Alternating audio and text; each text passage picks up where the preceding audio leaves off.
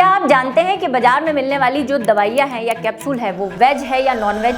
तो सबसे पहले हम बात करते हैं हमारे पास इस तरह की दवाइयों की। इस तरह के जो कैप्सूल या दवाइयाँ होती हैं वो पूरी तरह से वेज होती है, उसमें किसी भी प्रकार के एनिमल प्रोडक्ट का यूज नहीं किया जाता है। मार्केट में मिलने वाली इस तरह की कैप्सूल जो थोड़ी कलरफुल होती है, ट्रांसपेरेंट होती है, जिलेटिनस होती है, या फिर आपने एक और कैप्सूल देखी होगी तो 2 रंगों में होती है, ऊपर वाला ढक्कन खुल जाता है उसका, इस तरह की कैप्सूल होती है, वो वेज या नॉन वेज हो सकती है।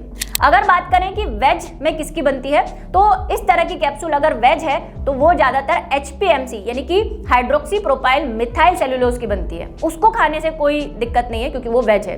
लेकिन कई कैप्सूल, इस तरह की कैप्सूल जैसे ओमेगा 3 फिश ऑयल वाली कैप्सूल है या कोई दूसरी तरह की कैप्सूल है जो थोड़ी जिलेटिन से बनी होती है। जिलेटिन एक एनिमल प्रोडक्ट है, तो पता कैसे करें?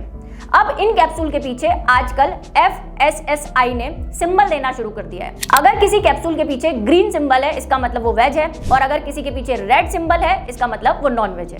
लेकिन क्या दवाइयों में वेज और नॉन वेज करना सही बात है? सही नहीं है। दवाइयों की जहां बात आए, क्योंकि वो हमारे लिए जरूरी है और हमारे सेहत का ध्यान रखती है, तो उसमें वेज या नॉन वेज की बात करना सही नहीं है। यहाँ तक कि आयुर्वेद की भी बहुत सारी दवाइयों में नॉन वेजिटेरियन चीजें मिली होती है, यानी कि एनिमल प्रोडक्ट होते हैं। जैसे अमृता प्राशा की बात करें या श्रृंगा भस्मा की बात करें तो उसमें कई जगहों पे गोट मीट, अंडे का छिलका या एनिमल प्रोडक्ट का यूज किया जाता है।